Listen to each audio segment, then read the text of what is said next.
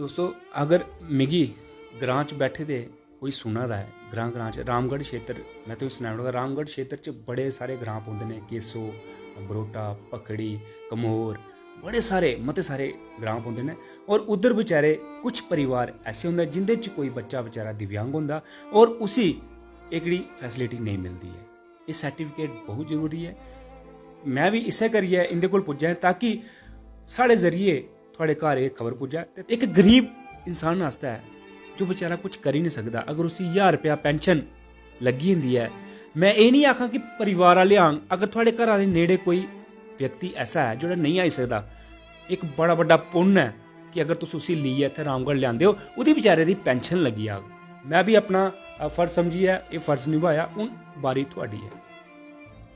अगर थोड़े घर च कोई है, अगर थोड़े ग्रां च कोई है, अगर थोड़ी नज़र च कोई है तो उसें उसी उत्थे रामगढ़ हॉस्पिटल पहुँचाना चाहिए जिथे भी ये स्कीम के जोड़े सर्टिफिकेट बना देना। अगर तुस मेरे माध्यम कन्नै ये अज खबर सुना दे उसी भी इन्फॉर्म करो कि तुस रामगढ़ जाओ, जेड़ा 1000 रुपया जी पेंशन है वो तो लगवाओ। जरूरी नहीं है 1000 रुपया पेंशन, सर्टिफिकेट की बड़ी सारी फैसिलिटीज़ हैं क्योंकि गवर्नमेंट की जड़ी भी कोई स्कीम आग लॉन्च होग वो तुस मतलब कि ले सकते हो।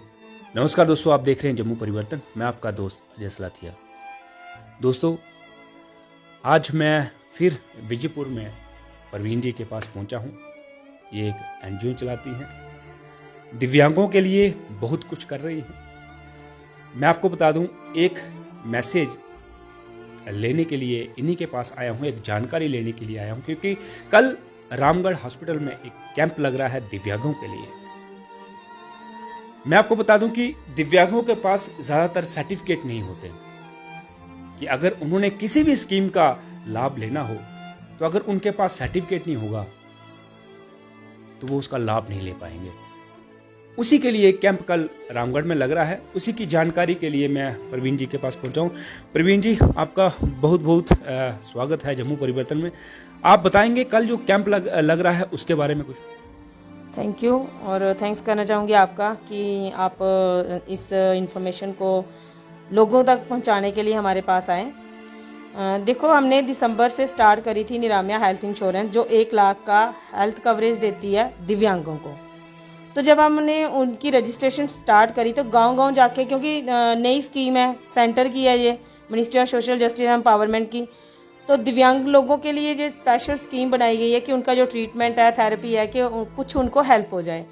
इसी के सिलसिले में जब हम लोगों को अवेयर करने के लिए गांव-गांव पहुंचे, जहाँ इस चीज़ को बता रहे थे, रजिस्ट्रेशन कर रहे थे, तो हमें ये देखने को मिला कि काफ़ी सारे बेनिफिशरी ऐसे थे कि जिनके पास डिसेबिलिटी सर्टिफिकेट नहीं था। जहाँ जहाँ भी हम गए हमें यही दिक्कत आ रही थी।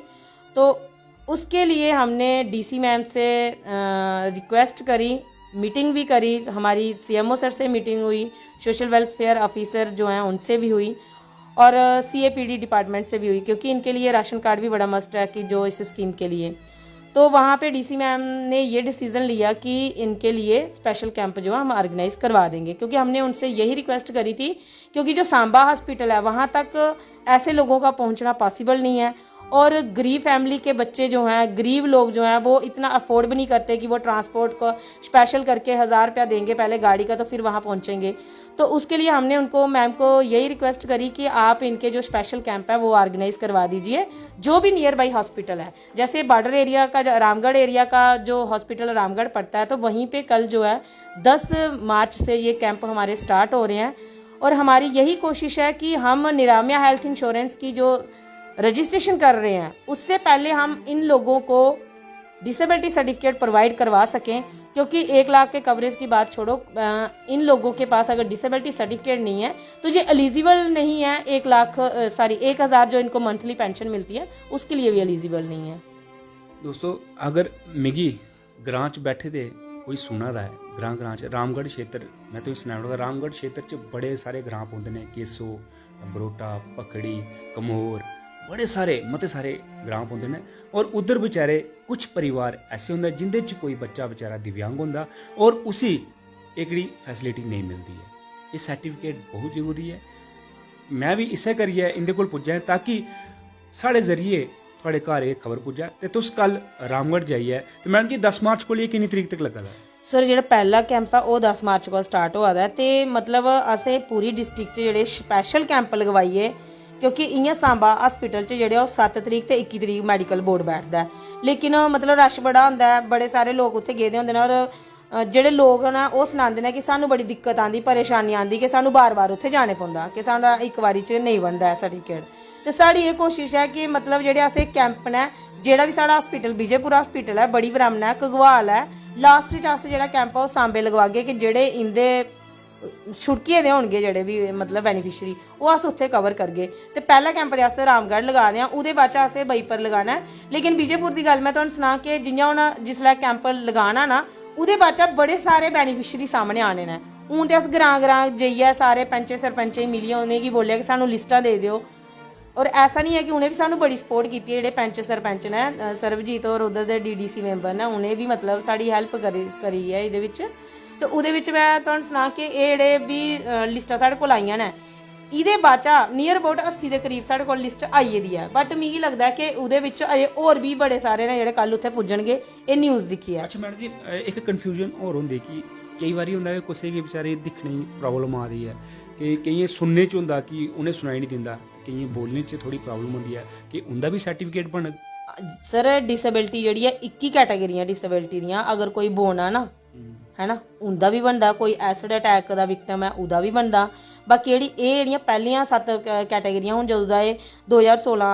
RPWD ਐਕਟ ਲੱਗੇ ਦਾ ਨਾ ਉਹਦੇ ਵਿੱਚ ਹੁਣ ਇੰਦੀਆਂ 21 ਕੈਟਾਗਰੀਆਂ ਹੋਈਆਂ ਤੇ ਤੁਸੀਂ ਲਗਾਈ ਲਓ ਕਿ 21 ਕੈਟਾਗਰੀ ਜਿਹੜੀ ਡਿਸੇਬਿਲਟੀ ਆ ਉਹਦੇ 'ਚ ਬੜੇ ਸਾਰੇ ਆਉਂਦੇ ਨੇ ਜਿਹੜੇ ਨਹੀਂ ਦਿਖੀ ਸਕਦੇ ਉਹ ਵੀ ਆਉਂਦੇ ਨੇ ਜਿਹੜੇ ਸੁਣੀ ਨਹੀਂ ਸਕਦੇ ਬੋਲੀ ਨਹੀਂ ਸਕਦੇ ਸਾਰੇ ਕੇ ਆਉਣਾ ਉੱਥੇ ਕਿਉਂਕਿ ਲੋਕਾਂ ਦੇ ਦਿਮਾਗ 'ਚ ਪਤਾ ਕੀ ਹੁੰਦਾ ਕਿ ਡਿਸੇਬਲ ਹੈਂਡੀਕੈਪ ਉਹ ਹੁੰਦਾ ਜਿਹੜਾ ਚੱਲ ਹੀ ਨਹੀਂ ਸਕਦਾ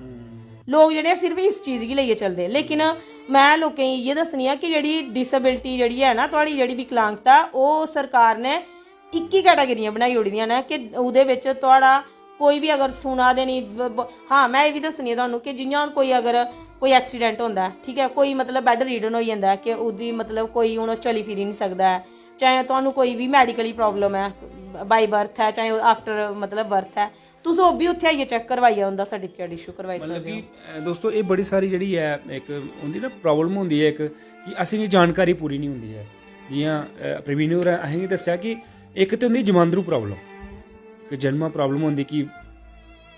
ਬਚਪਨ ਦਾ ਗਿਆ ਹੈਂਡੀਕੈਪ ਹੈ ਜਾਂ ਬਚਪਨ ਦਾ ਕੁਛ ਹੈ ਇੱਕ ਹੁੰਦਾ ਕਿ ਬਾਅਦ 'ਚ ਕੋਈ ਐਕਸੀਡੈਂਟ ਹੁੰਦਾ ਐਕਸੀਡੈਂਟਲ ਦੇ ਬਾਅਦ 'ਚ ਕੁਛ ਹੁੰਦਾ ਤੁਸੀਂ ਦੱਸ ਗਏ ਨੇ ਕਿ ਫਿਰ ਇਹਨਾਂ ਤੁਸੀਂ ਸਰਟੀਫਿਕੇਟ ਪ੍ਰੋਵਾਈਡ ਕਰਨਾ ਉਹਦੇ ਕਾਰਨ ਕੀ ਹੋਣਾ ਕਿ ਤੁਹਾਨੂੰ ਤੁਸੀਂ ਜਿਹੜੀ ਮੰਥਲੀ ਪੈਨਸ਼ਨ ਹੈ 1000 ਪੈਨਸ਼ਨ एक गरीब इंसान वास्ते है जो बेचारा कुछ कर ही नहीं सकता अगर उसी 1000 रुपया पेंशन लगी होंगी है मैं ये नहीं आखा कि परिवार वाले आंग अगर थोड़े घर के नेड़े कोई व्यक्ति ऐसा है जो नहीं आई सकता एक बड़ा बड़ा पुण्य है कि अगर तुम उसी लीए इतने रामगढ़ लियाते हो वो बेचारे की पेंशन लगी आग सर मैं तुहानू एक चीज़ और बोलना चाहनी हाँ कि जेड़े भी सुना दे ना दिखा देना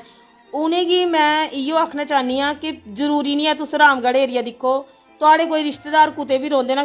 ਕਸ਼ਮੀਰ 'ਚ ਵੀ ਰੋਂਦੇ ਨਾ ਉਹਨੇ ਕੀ ਵੀ ਤੁਸੀਂ ਇਹ ਮੈਸੇਜ ਪਹੁੰਚਾਈ ਸਕਦੇ ਕਿ ਅਗਰ ਡਿਸੇਬਿਲਟੀ ਦੇ ਰਿਲੇਟਡ ਤੁਹਾਨੂੰ ਕੋਈ ਵੀ ਪ੍ਰੋਬਲਮ ਆ ਰਹੀ ਹੈ ਕਿਉਂਕਿ ਜਿਹੜੀ ਸਾਡੀ ਨਿਰਾਮਿਆ ਹੈਲਥ ਇੰਸ਼ੋਰੈਂਸ ਹੈ ਨਾ ਇਹ ਸਾਡੀ ਪੂਰੀ JNK 'ਚ ਅਸੀਂ ਲਾਂਚ ਕਰੀ ਹੋੜੀ ਦੀ ਹੈ ਫਿਲਹਾਲ ਅਸੀਂ ਅਜੇ ਜੰਮੂ ਡਿਵੀਜ਼ਨ ਕਵਰ ਕਰ ਰਹੇ ਹਾਂ ਡੋਡਾ ਸਟਾਰਟ ਹੋਈ ਦਾ ਰਜੌਰੀ पुंछ रियासी सारे स्टार्ट हो गेदा है तो अगर उन्हें कोई उत्थे प्रॉब्लम आ रही है कोहा भी दिव्यांगी चाहे कोहा भी दिव्यांगता के रिलेटेड कोई भी इन्फॉर्मेशन चाहिए जानकारी चाहिए है क्योंकि बड़ी सारी स्कीमां सरकार ने इहदे वास्ते चलाई दियां ने लेकिन उइयै है कि लोकें गी अवेयरनेस नहीं है जागरूक गै नहीं है लोकें पता नहीं है तो जिल्लै उ'नेंगी पूरी जानकारी नहीं होंदी तो फिर सोचदे कि सरकार साढ़े आस्तै कुछ करा दी गै नहीं है तो मैं तुहानूं सुना कि ये जेह्ड़े बच्चे हैं ना इंदे वास्ते सरकार ने जिहड़ी नैशनल ट्रस्ट दी जिहदे कन्नै अस रजिस्टर्ड होए दे आं इंदी एह् भी स्कीम है कि जेह्ड़े अस इ'यै ले बच्चे ने जिंदा कोई नहीं है